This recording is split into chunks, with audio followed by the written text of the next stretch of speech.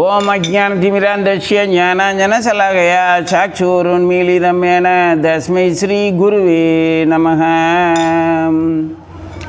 வாசுதேவசுதம் தேவம் கம்சசானூரமர்தனம் தேவகி பரமானந்தம் கிருஷ்ணம் வந்தே ஜகத்குரும். காத்யாயினி மகாமாயே மகாயோகினி அதீஸ்வரி நந்தகோபசுதம் தேவி பதிம்தே குருதே நமக. வாஞ்சா கல்பத்தர்பஸ்ய கிருபா சிந்துப்யேவ ச பதிதானாம் பாவனேபியோ வைஷ்ணவேபியோ நமோ நமக. ஓம் நமோ பகவதே வாசுதேவாய. ஓம் நமோ பகவதே வாசுதேவாய. ஓம் நமோ பகவதே வாசுதேவாய. ஸ்ரீமத் பாகவதம் 10வது ஸ்கந்தம் 2வது பாகம் அத்தியாயம் 14 பதம் 17.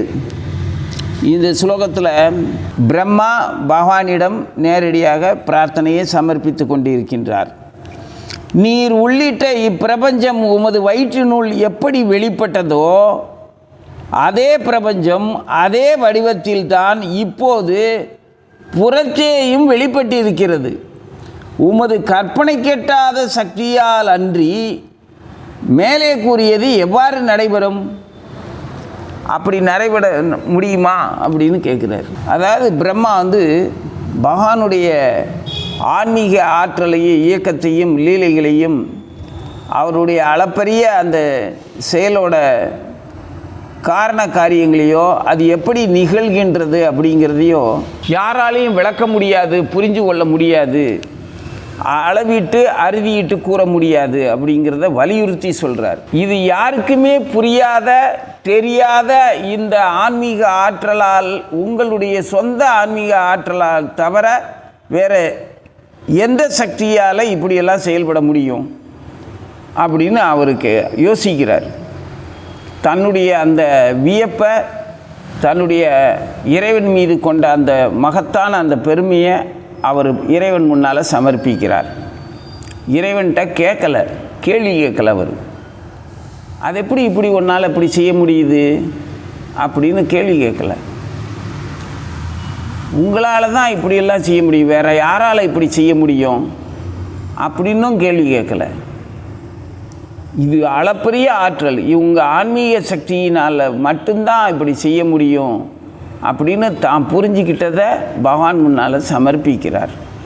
தன்னுடைய பிரார்த்தனையை, தன்னுடைய வியப்பை, தன்னுடைய பகவானை பற்றிய அந்த பேராற்றலை பற்றிய தன்னுடைய புரிதலை அவர் இறைவன் முன்பாக சமர்ப்பிக்கின்றார். இத்தனைக்கும் பிரம்மா வேறு யாரும் இல்லை, பகவானுடைய நாபி கமலத்திலிருந்து தோன்றின முதல் புத்திரர். பிரம்மா இறைவனின் அம்சமானவர்.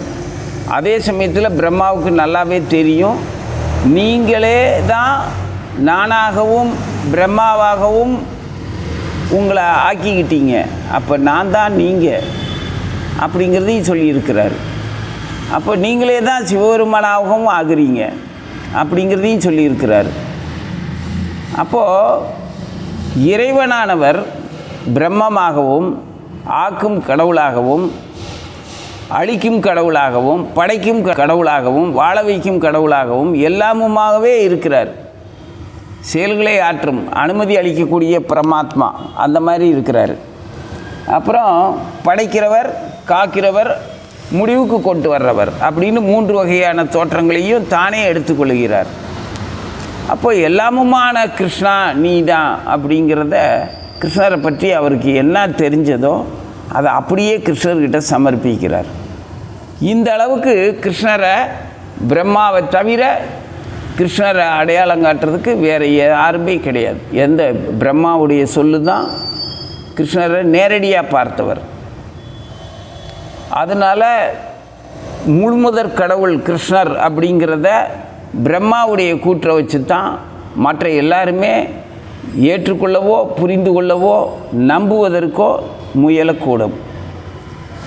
அந்த முயற்சியில் வெற்றி பெறணும் அப்படின்னா, அதாவது வெற்றினா என்னது, பகவானை புரிந்து கொள்ளவும் ஏற்றுக்கொள்ளவும் வழிபடவும் அவரே உன்னதமான உத்தம புருஷ லட்சணம் மகா புருஷ லட்சணம் கொண்ட மகத்தான முழுமுதற் கடவுள் அப்படிங்கிறத பூர்ணமாக ஏற்றுக்கொள்வதற்கும் அவருக்கு வணங்குறதுக்கு செலுத்துறதுக்கும் மனசு வரணும்னா அது பிரம்மாவுடைய சொல்ல வச்சு தான் அப்படிங்கிறது. அந்த சொல்லில் நமக்கு நம்பிக்கையும் அந்த வெற்றியும் வருதுன்னா பகவானை இவ்வாறாக ஏற்றுக்கொள்ள வேண்டும்.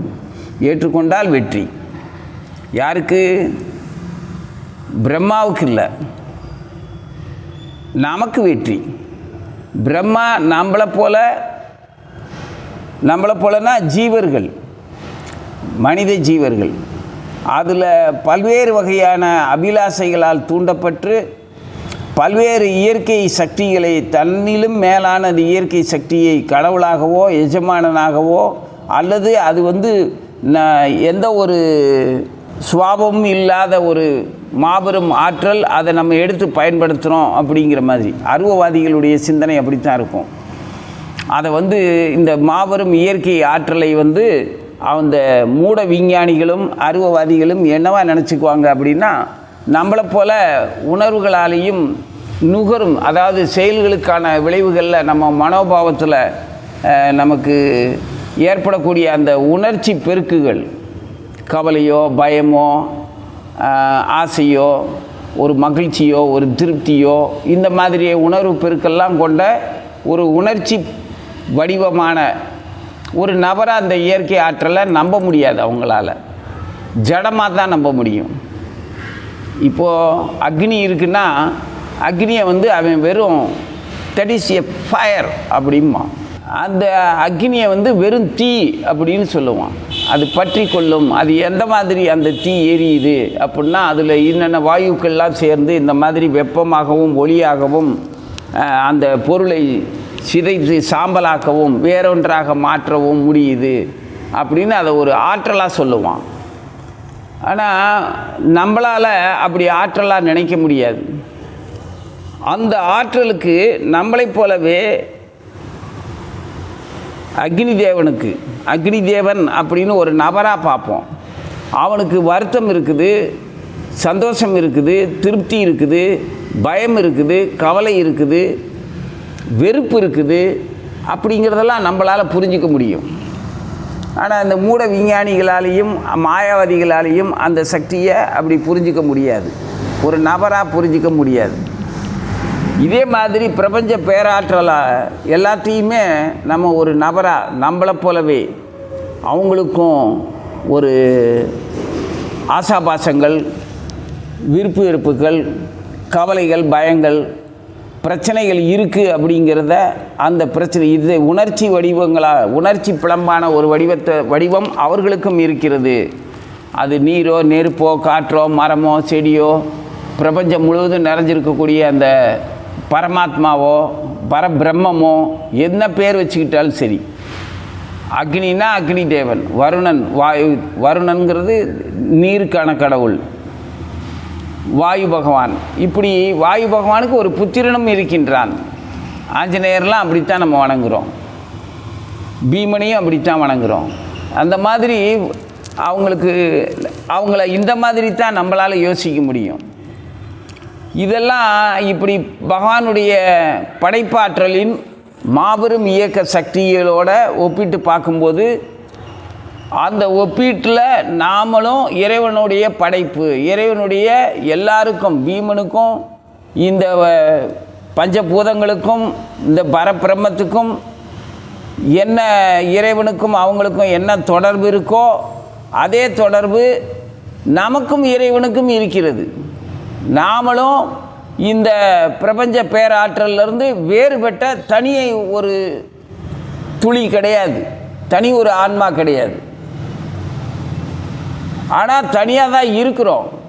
அந்த தனித்து இருந்தாலும் நம்மளுடைய மொத்த இயக்கத்துக்கும் அடிப்படைக்கும் ஆற்றல் மொத்தமே அந்த பேராற்றலுடைய ஒரு சிறு துளி தான். நம்மளும் தனியாக தான் இருக்கிறோம்.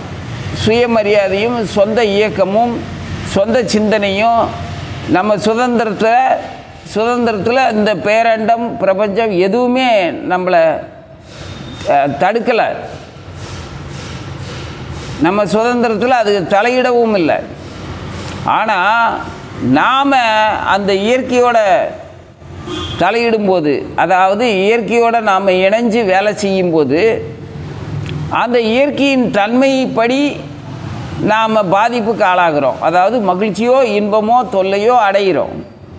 அது நாம் தொடர்பு கொள்கிறதுனால, நான் இந்த இதிலிருந்து தனியாக தான் இருக்கிறேன் அப்படின்னு தன் ஆத்மாவை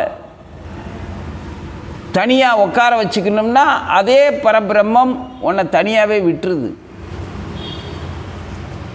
உனக்கான ஈர்ப்பை ஒன்றுக்கிட்டேயே ஒப்படைச்சி விட்டுருது. ஆனால் கைவிடுறதில்லை. நாம் இந்த பிரபஞ்சத்தை விட்டுட்டு எங்கிட்டும் போக முடியாது. ஆனால் உன்னுடைய இருப்பு உனக்குள்ளே இருக்கிறதுக்கு அது அனுமதி அளிக்குது. இது நல்லா யோசித்து பார்த்தா சர்வசாதாரணம். நீ உனக்கு பசி தாகம் இந்த உடல் ரீதியான உணர்வுகளோ மன ரீதியான உணர்வுகளோ இந்திரிய போகங்களோ இந்திரியத்துக்கான எந்த ஒரு எதிர்பார்ப்போ தொல்லையோ எதுவுமே தேவையில்லை. இயற்கையின் பேரண்டத்தில் நான் சுவாசிக்கிற இந்த சுவாசமும் மட்டும் போதும், வாயு மட்டும் போதும். இந்த சுவாசமும் கூட இந்த பிராணவாயுங்கிறது இந்த பூமியை மட்டும்தான், பூமி மண்டலத்தை மட்டும்தான் சுற்றி இருக்குது. இதுக்கு அப்புறம் சுவாசம் இல்லாத ஒரு நிலையில் நான் இருக்க விரும்பினாலும் தாராளமாக இருக்கலாம். என்ன, பூமியில் இருக்கக்கூடிய காற்றுக்குள்ளே வசிக்கக்கூடிய இந்த பிராணனோடு இருக்கக்கூடிய ஜீவர்கள் மட்டும்தான் இந்த பிராணவாயுவை சுவாசிக்குது. இதுக்கு அப்பாற்பட்ட பேரண்டத்தில் இருக்கக்கூடியவர்கள்லாம் எதை சுவாசிக்கிறாங்க? துருவலோகத்தில் இருக்கிறவங்க எதை சுவாசிக்கிறாங்க? இந்திரன் சந்திரன் சூரியன் ராகு கேது சுக்கிரன் இந்த வியாழன் இவங்க எல்லாம் இருக்காங்களே, இவங்கெல்லாம் எந்த லோகத்திலிருந்து எதை சுவாசிக்கிறாங்க? அவங்களுக்கு என்ன இறைவனுக்கு தொண்டாற்றுவத செயலை செய்கிறாங்க. அவங்களுக்கு உணர்ச்சி இருக்குது, நம்மளை போலவே உருவம் இருக்குது, விருப்பு இருக்குது, கோபம் இருக்குது. அவங்க இயங்குறாங்க. அங்கேருந்து அவங்களுடைய ஆற்றலால் நம்மளை தொடர்பு கொண்டு நாம் அவங்கள நினச்சி அவங்கள பயன்படுத்தி வேலை செய்யும்போது அதனுடைய பாதிப்புக்கு நம்ம ஆளாகிறோம். நாம் இயற்கையோட எந்த தொடர்பும் இல்லாமல் நம்மளை தனித்து வச்சுக்கவே இல்லை. இயற்கை தன்னை நமக்குள்ளே இப்படி இரு அப்படி இருன்னு நம்மளை தலையிட்டு திசை திருப்பவும் இல்லை. எப்போ நீ தட்பவெட்ப நிலையை மாற்றி தனக்கு சாதகமாக ஆக்கணும்னு நீ பிரயத்தனப்படுறியோ அப்போ தான் அதனுடைய ஆற்றல் அது உங்ககிட்ட வேலை செய்யுது. நீ தொடர்பு கொள்ளாமல் இருந்தால் அது ஒன்றை தீண்ட போகிறதில்ல. நெருப்புக்குள்ளே நீ கையை வைக்கலைன்னா அது ஒன்றை சுட போகிறதில்ல. நீயா நெருப்புக்குள்ளே கையை விட்டேன்னா அது வேலையை செய்யும். அதே மாதிரி தான் அந்த பிரபஞ்ச பேரண்டத்தில் இறைவனை பற்றியோ இயற்கையை பற்றியோ இந்த பிரம்ம ஞானத்தை பிரம்மா சொல்கிற மாதிரியான இறைவனுடைய ஆற்றலை பற்றியோ நாம் சிந்திக்கவோ அது எப்படின்னு புரிஞ்சுக்கிறதுக்கோ கையால் எடுத்து அனுபவிக்கிறதுக்கோ முயற்சி பண்ணினோம்னா அப்போ அதனுடைய தன்மை நமக்கு தெரியும். நீ சும்மா இருக்கிற வரைக்கும், நான் சும்மா இருக்கிற வரைக்கும் நீ என்னை ஒன்றும் பண்ண போகிறதில்ல. நான் ஒன்று நோண்டினேன்னா நீ என்னை சும்மா விட மாட்டேன்.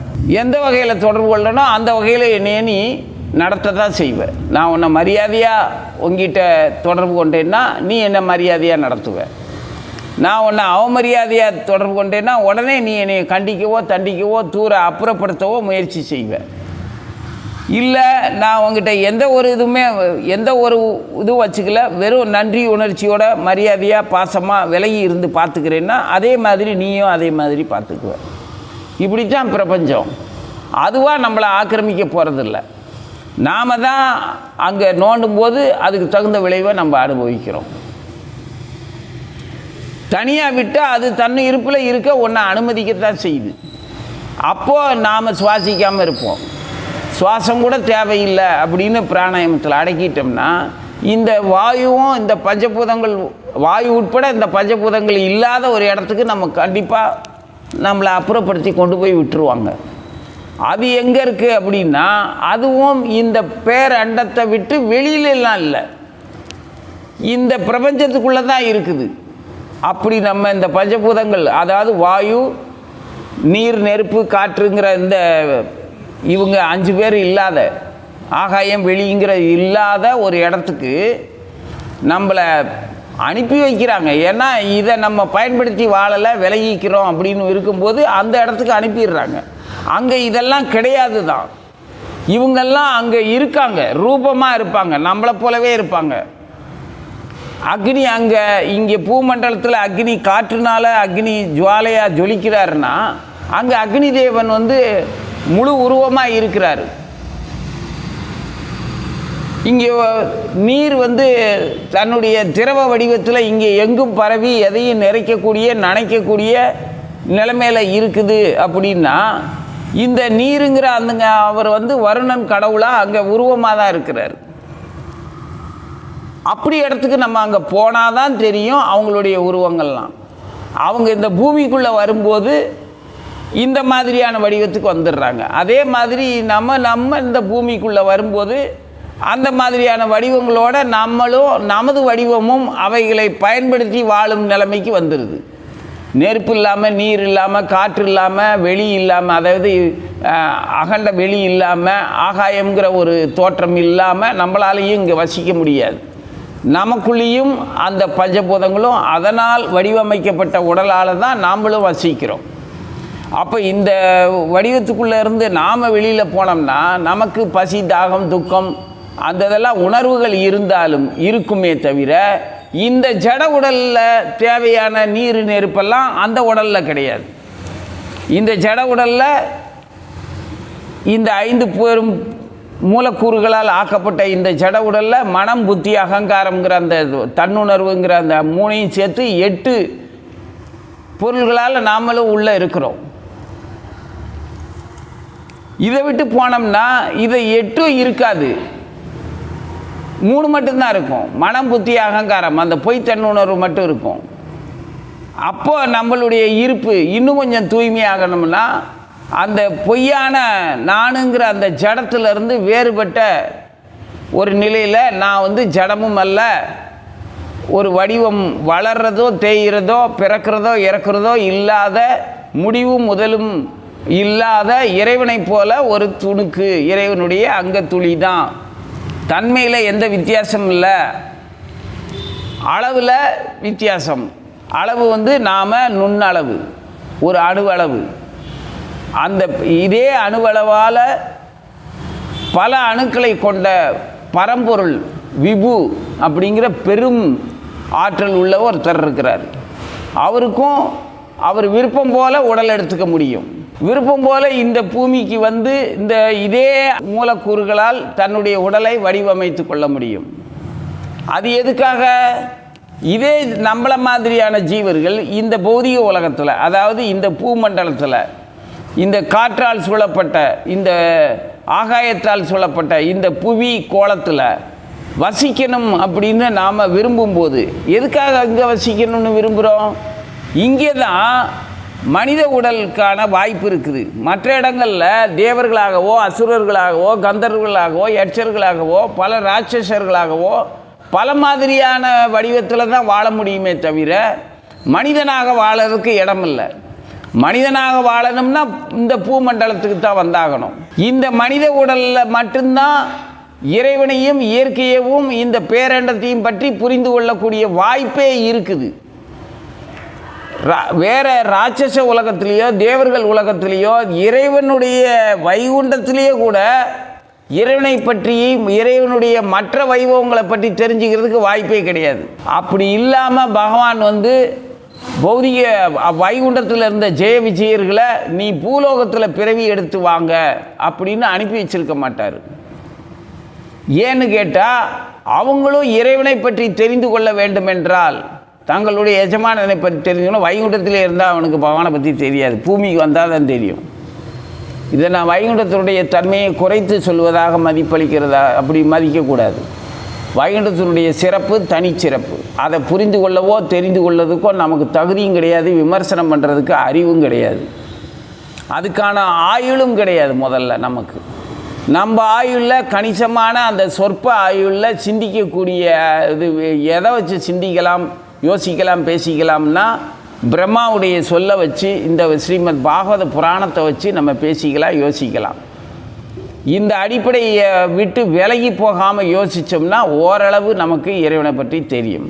ஆனால் முழுமையாக தெரிஞ்சிக்கக்கூடிய வாய்ப்பும் வைகுண்டத்தில் கூட இல்லாத ஒரு வாய்ப்பும் இந்த பூமண்டலத்தில் தான் இருக்குங்கிறத தெளிவாக நம்ம புரிஞ்சுக்கலாம். ஏன்னா தாயார் பிராட்டியாரே பூமி தேவியே வைகுண்டத்திலிருந்து தன்னை தனியாக இங்கே கொண்டு வந்து வச்சுக்கிட்டா. அப்போது வைகுண்டம் தன்னை இகழ்ந்து நமக்காகவே பூமண்டலத்துக்கு வந்த மகாலட்சுமி பூமி தேவி இந்த பிராட்டியாருடைய பாசத்தை என்னன்னு சொல்லுவேன்? நீ வைகுண்ட இகழ்ந்துன்னு சொல்லியிருக்காங்க. நான் இகழ்ந்து வரலை. இது மேலே பூமி மேலே ஜீவர்கள் மேலே பூமியில் வசிக்கக்கூடிய நம்ம மேலே இருக்கக்கூடிய பாசத்தில் வந்துட்டா அம்மா.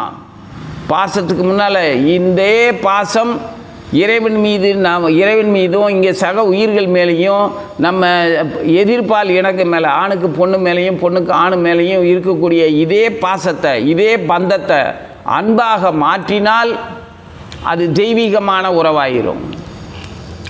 அன்புக்கு பதிலாக நம்ம இப்போ பாசம்தான் காட்டுறோம். பாசங்கிறது என்னது?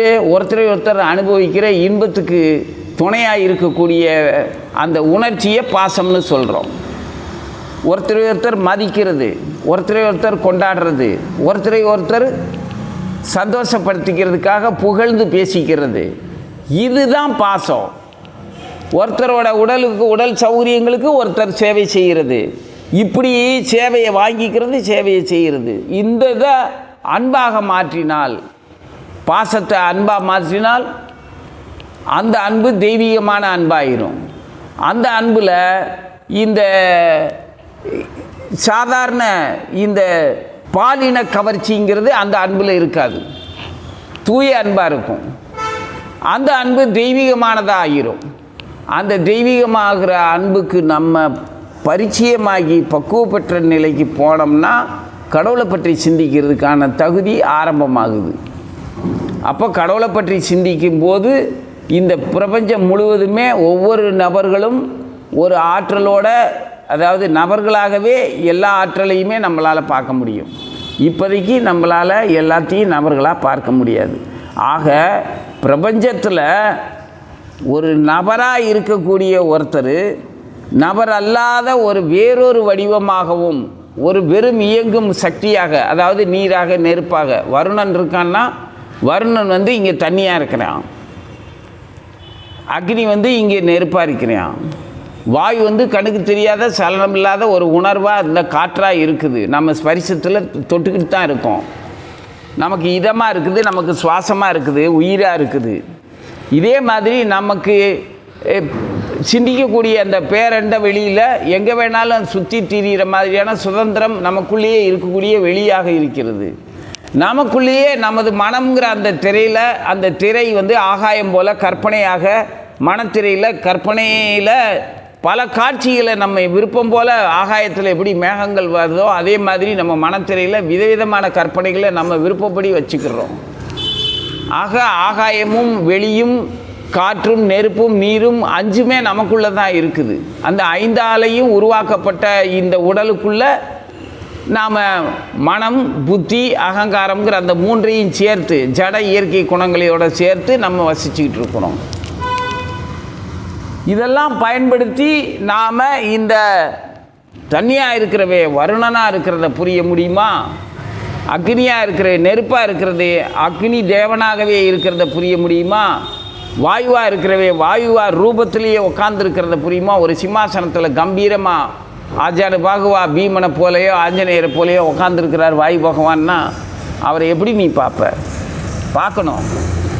அதே மாதிரி ஆகாயமாக இருக்கிற ஆகாயரசன் இருக்கிறாரு, வெளியாக இருக்கக்கூடிய அந்த பிரம்மம் இருக்குது, பிரம்மம் யட்சு எல்லாத்துக்குள்ளேயும் இந்த நாளுக்கும் ஆதாரமாக இருக்கக்கூடிய அந்த வெளிதான். அக்னிக்கும் சரி, நீருக்கும் சரி, ஆகாயத்துக்கும் சரி, காற்றுக்கும் சரி, இந்த 4 பேருக்குமே உள்ளும் புறமுமாக இடம் கொடுத்து வச்சிருக்கிறது அந்த வெளி தான்.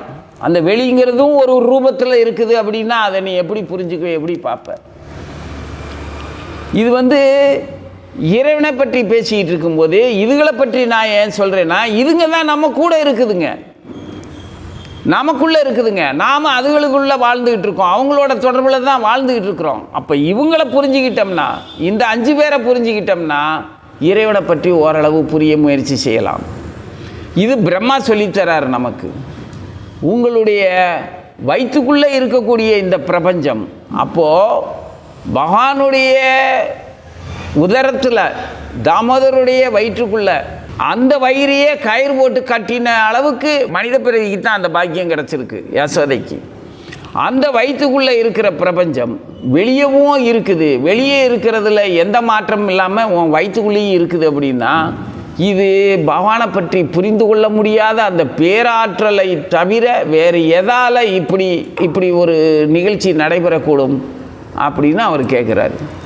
அவர் கேள்வி கேட்கல, திரும்பவும் கேட்குறாருன்னா அப்படி அவர் தன்னுடைய வியப்பையும் பெருமையும் பகவானின் புகழையும் அவர் மனப்பூர்வமாக புரிந்து கொண்டதை, அதாவது புரிய முடியாது அப்படிங்கிறத, அந்த மாபெரும் ஆற்றலை நான் புரிய முடியாதுங்கிறத புரிஞ்சுக்கிட்டேன். உங்களுடைய அளப்பரிய ஆற்றலை விளக்க யாராலையும் முடியாதுங்கிறத பிரம்மாவே சொல்லும்போது அவர் தெரியாமல்லாம் சொல்லலை, தெரிஞ்சு சொல்கிறார். நாமளும் பிரம்மனை போல அவருடைய வாக்கை கருதி இந்த பஞ்சபூதங்களையும் நாமளையும் உருவமற்ற நிலையவும் உருவமுள்ள நிலையவும் அதில் பல்வேறு மாயையினால் ஏமாற்றங்களால், அதாவது பல்வேறு கருத்துக்களால், நம்ம சொந்த அபிப்பிராயங்களால், அவரவர் புத்திக்கு தகுந்த மாதிரி அனுபவிக்கிற இச்சையினாலேயும், தாழ்ந்த இச்சையோ உயர்ந்த இச்சையோ அந்த அபிலாஷைகளால் பலவிதமாக அலைந்து திரிந்து கொண்டு இருக்கும்போது பிரம்மாவுடைய சொல்ல நம்பி பின்னால் போனோம்னா இந்த பிரம்மாவுடைய சொற்குறிப்பு மூலமாக இறைவனை நேரடியாக புரிஞ்சிக்கலாம். புரிய முடியாதுங்கிறத புரிஞ்சிக்கலாம். இறைவனின் அந்த புரிய முடியாத அந்த பேராற்றல் அப்படின்னு புரியும்போது புரிஞ்சிருச்சதுன்னு தான் அர்த்தம். இறைவனுக்கு தொண்டாற்றுவதற்கும் சரணடைவதற்கும் இறைவன் எங்கேயோ இருக்கிறாருன்னு இல்லாமல் எனக்குள்ளேயும் இருக்கிறார், இங்கேயும் இருக்கிறார், உனக்குள்ளேயும் இருக்கிறாருங்கிறதையும் நாம் அனுபவிக்கிற ஒவ்வொரு பொருளையும் இறைவனுடைய கைவண்ணத்தை பார்க்கலாம், இறைவனுடைய தன்மையை பார்க்கலாம். அப்படி ஒரு உயர்ந்த நிலைக்கு போனால் தான் மனித பிறவியினுடைய பூரணத்துவம் வெற்றி. இல்லைன்னா மனித பிறவி கிடைச்சும் கூட வெறுமனை மாயாவாதத்தினாலேயோ வரட்டு வேதாந்தத்தினாலேயோ வரட்டுத்தனமான மனக்கற்பனைகளாலேயோ நம்ம ஏதோ நம்மளை குழப்பிக்கிட்டு திரியலாம். அப்படியே இல்லைன்னா வெறும் சதை ரீதியான இந்த உடல் ரீதியான வெறும் இந்திரிய போகங்களில் கொஞ்ச நாள் உழண்டுக்கிட்டு திரியலாம். இந்திரிய போகங்களில் உழண்டுக்கிட்டு திரியறதுனால ஒன்றும் பிரயோஜனம் இல்லை. இருக்கலாம், அதுவும் ஒரு வகையான அமைதியை தரும். உடலால் அனுபவிக்கக்கூடிய அந்த சுகபோகங்களில், உடலால் அனுபவிக்கிற சுகபோகங்களை கூட இன்றைக்கி சுகமாக அனுபவிக்க முடியாது. ஏன்னா எல்லாத்தையும் கெடுத்து வச்சுருக்குறோம். உடலால் அனுபவிக்கக்கூடிய சுகபோகத்தை கூட சுகமாக அனுபவிக்க முடியாதபடி இந்த நம்ம கூட இருக்கக்கூடிய இந்த பஞ்சபூதங்களை குப்பையாக்கி கழிவாக்கி வச்சுருக்குறோம். அதனால் அப்படி கூட நம்மளால் சுகமாக மனித பிறவியில் வாழ முடியாது, வாழ முடியல. அதுக்கே சிரமமாக இருக்குது. வாழ்நாள் பூரா பாடுபடுறது ஒரு வாய் கஞ்சிக்கும் இருப்பிடத்துக்கும் ஒரு முளை துணிக்கும் நாய் படாத பாடு. கற்பிழந்து மானம் இழந்து மரியாதை இழந்து உடல் அமைதி இழந்து எப்படி அறக்க பறக்க அழைச்சிக்கிட்டு இருக்கான். விடிய காலையில் எழுந்திரிச்சா வாழும் முறையை இன்றைக்கி யோசித்து பார்த்தோம்னா எவ்வளோ கேவலமாக இருக்குது. பொழுது விடிஞ்ச உடனே அவன் பகவானை பற்றியும் தன்னை பற்றியுமா யோசிக்கிறான், இந்த இயற்கையை பற்றி எங்கே யோசிக்கிறான்? எப்படா பொழுது விடியுதுன்னு விழிஞ்ச உடனே லொங்கு லொங்கு லொங்குன்னு ஏதோ ஒரு வாகனத்தை பிடிச்சி எத்தனையோ மைல் பயணம் பண்ணி அங்கே ஒரு இடத்துல போய் வேலை செய்யணும். திரும்ப அங்கேருந்து வசிப்பிடத்துக்கு, உறங்குற இடத்துக்கு, தன்னுடைய உறவினர்கள் இருக்கிற இடத்துக்கு, புள்ள குட்டி பொண்டாட்டி இருக்கிற இடத்துக்கு விழுந்தடிச்சு ஓடி வரணும். போக்குவரத்து பயணத்தில் பாதி நேரம் போயிடுது, அங்கே பரிதவிப்பில் பாதி நேரம் போயிடுது. அறக்க பறக்க பாடுபடுறதில் உடல் இயக்கத்தில் விரயமாக காலத்தையும் புத்தியும் உடலையும் விரயம் பண்ணுறதுக்கே போகுது. அந்த விரயத்தினால கிடைக்கிற சாதாரண சின்ன சின்ன அந்த இந்திரிய போகங்களில் சுகமாக தூங்கவோ ஒரு சந்தோஷமாக இருக்கவோ இந்த பால் உறவுகளை காப்பாற்றிக்கிறதுக்கே ஆயுசு பூரா வீணாக போயிடுது. ஒரு எறும்பு மாதிரி கழுத குதிரை ஞானம் பூனை மற்ற 80 லட்சம் உயிர்கள் மாதிரி உடலை பயன்படுத்திக்கிறதுக்கு மனித பிறவி கிடைச்சதனுடைய மகத்துவத்தை உணர முடியாமல் போய் அப்படி ஒரு ஆபத்தான சூழலில் நாம் இருந்தும் கூட நம்மளை பகவான் பிரம்மாவுடைய பிரார்த்தனையை கேட்கவும் நினைக்கவும் புரிந்து கொள்ள முயலவும் கொடுத்துருக்கிற இந்த பெரும் பாக்கியத்துக்கு நாம் இறைவனுக்கு எப்பேற்பட்ட நன்றியை சொல்லணும், எந்த வகையில் நன்றியை சொல்லணும், நன்றி எப்படி செலுத்த முடியும், இறைவனுக்கு எப்படி தொண்டாற்ற முடியும்? இந்த உண்மை நிலைமையை, சத்தியத்தை, இந்த பிரம்மத்தை, இந்த இறைவனை மற்றவர்களுக்கு கொடுக்கறதுக்கு முயற்சி பண்ணினோம்னா அது நாம் இறைவனுக்கு காட்டக்கூடிய நன்றி. மற்ற ஜீவர்களுக்கு இந்த தன்மையை உணர்த்த முயற்சி செய்தாலே போதும். அது எப்படி முயற்சி செய்வ? அவங்களுக்கு எப்படி நம்ம உணர்ந்ததெல்லாம் அவங்களுக்கு எப்படி உணர வைக்க முடியும்?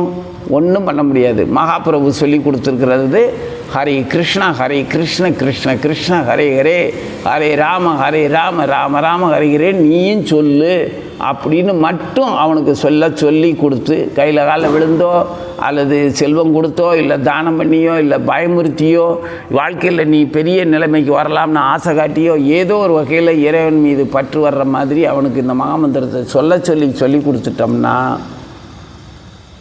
நாம் இறைவனுக்கு நன்றி உள்ளவர்களாக இருப்போம்.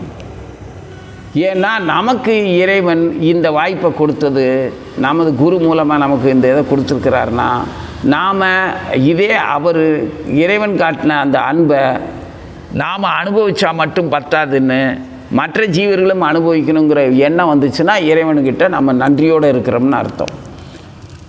ஓம் நமோ பகவதே வாசுதேவாய.